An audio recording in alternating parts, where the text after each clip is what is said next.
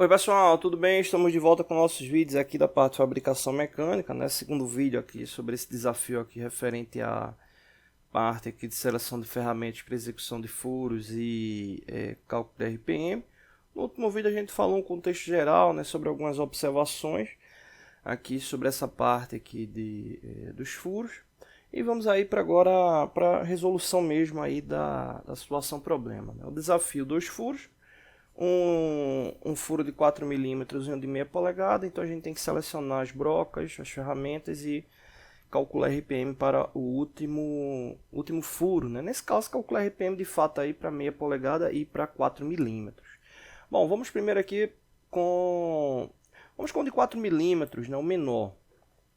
As ferramentas para execução desse furo, basicamente duas, né? Broca de centro, 1,6 milímetros, né, e a broca paralela de 4 milímetros, né? Broca de centro, né? A broca de centro, tem aqui uma imagem de uma broca de centro, ela tem um objetivo de realizar furos guias, né? Furos guias. A broca de centro é muito comum, também de uso no ciclo de torneamento, né?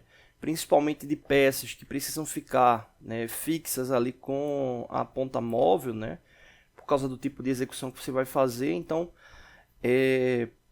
a contraponta acaba ajudando ali na fixação, né, placa e ponta, né, placa de arrasto e ponta, enfim. Então é muito comum o uso dessas brocas para esse tipo de execução. E outra característica também é para execução de ciclos de furo guia, né?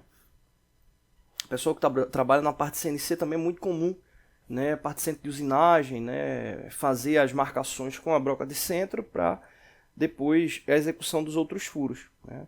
Mas obviamente no ciclo convencional funciona da mesma forma, né? Só que acontece no ciclo convencional, né, exemplo, você vai para uma furadeira, uma furadeira de bancada como essa aqui, o que acontece?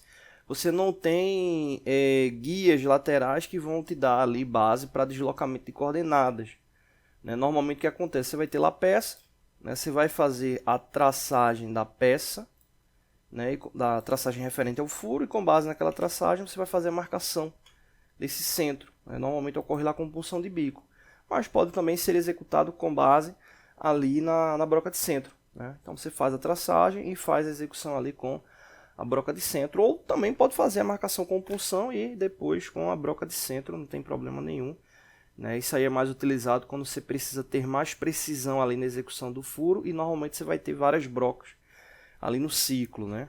Então aí referente à seleção de ferramentas para essa broca de 4 milímetros, broca de 1,6, um detalhe da broca de 1,6, assim como as outras brocas também, mas vale aí essa observação. O que acontece?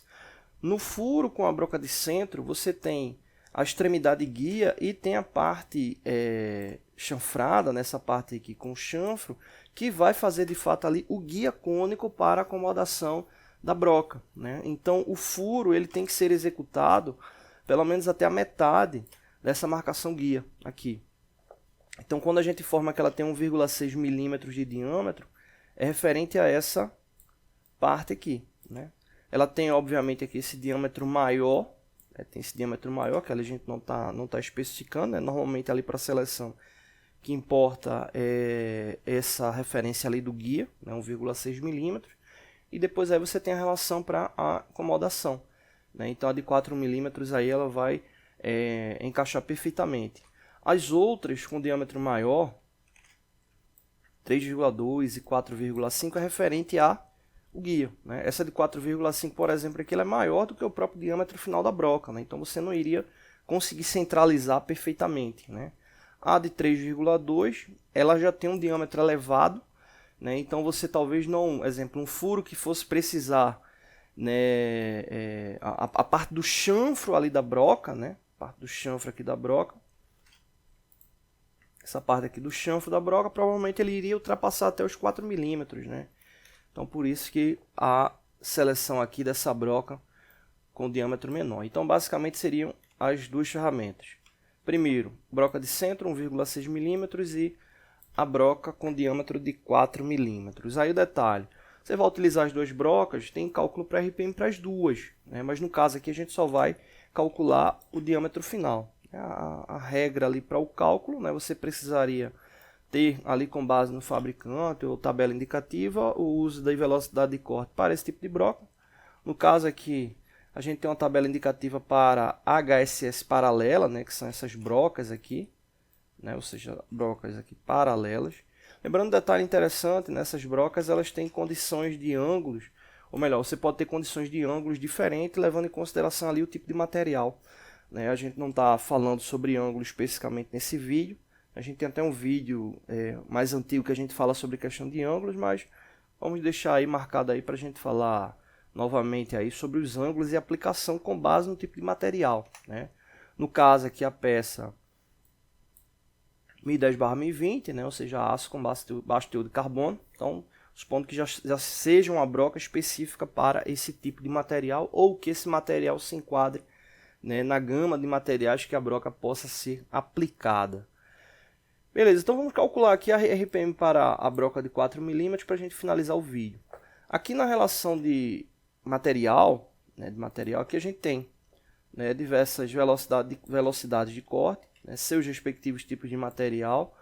Muita gente, principalmente quando você está iniciando, né, pensa que a relação do cálculo para a execução do furo é com base no material da broca. Né, com base no material da broca. Obviamente, o material da broca é relativo a condições testes aí do fabricante para poder dar a indicação ali da velocidade de corte. Né, mas ali a indicação do material é referente ao material da peça, né, o qual vai estar sendo executado ali o furo. Né. Então, nesse caso aqui, a velocidade de corte 25 metros por minuto. Né. Então, seria essa a velocidade de corte. Então, vamos aqui para o cálculo. Né. O cálculo referente a RPM, você vai ter a velocidade de corte multiplicado por 1000. Já falei outras vezes, né, esse fator 1000 ele está ligado à questão de conversão, né, do valor de milímetros, né, para o processo.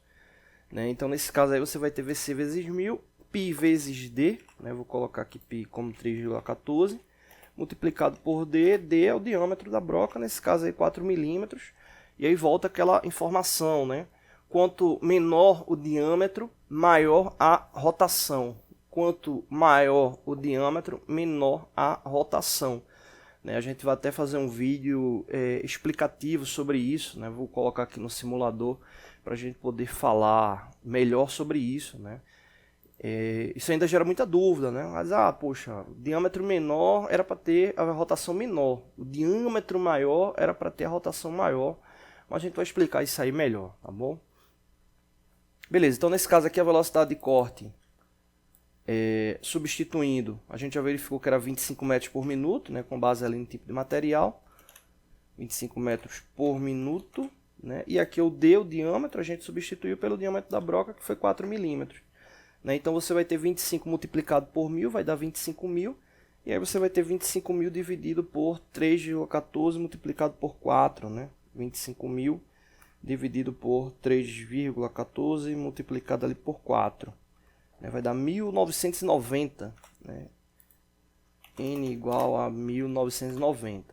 Né? Brocas que são de outro tipo de material, né? Principalmente com cobertura, né, ou de metal duro, né, ou brocas com insertos intercambiáveis, normalmente as indicações de velocidade de corte são bem mais elevadas, né, e aí você tem rotações indicativas muito mais elevadas, obviamente, na maioria dos casos não são processos indicativos ali para um ciclo de furação convencional, né, utilizando uma furadeira de bancada, uma furadeira de coluna, né, que normalmente não atinge essas rotações. Nessa rotação de 1990, inclusive é uma rotação elevada. Né, dependendo do tipo de furadeira que você for utilizar, não vai encontrar essa indicação. Né. Se pegar arquivos mais antigos, né, referências, o que é que vai trazer? Utiliza a primeira rotação ali menor, seria subsequente, né, menor. Né. Por exemplo, você está com a furadeira que a rotação máxima dela é 1400. Então se é 1990 o cálculo, utiliza 1400. Tem que tomar muito cuidado com isso. Muito cuidado com isso. Por quê? É uma diferença muito grande ali de rotação, né? A gente está falando aí de uma diferença praticamente aí de mais de 25%, né? De de diferença ali da rotação indicada para a rotação que vai ser aplicada, né? E isso aí a gente sabe que impacta diretamente aonde? Se você vai ter uma rotação menor, a velocidade de corte vai ser menor. A tendência de desgaste precoce da broca é muito alta. Dependendo do tipo de rotação que você for utilizar, que não seja adequado, a pressão de corte vai ser tanta que vai quebrar a broca, né? Então, muito cuidado com isso, né? Fez o cálculo ali indicativo, faz um teste base, né? Se você tiver ali uma diferença grande ali referente à rotação, porque você pode ter sérios problemas aí durante a execução, né? Bom, então é isso. Fica aí essa rotação aí para a broca de 4 milímetros. Valeu!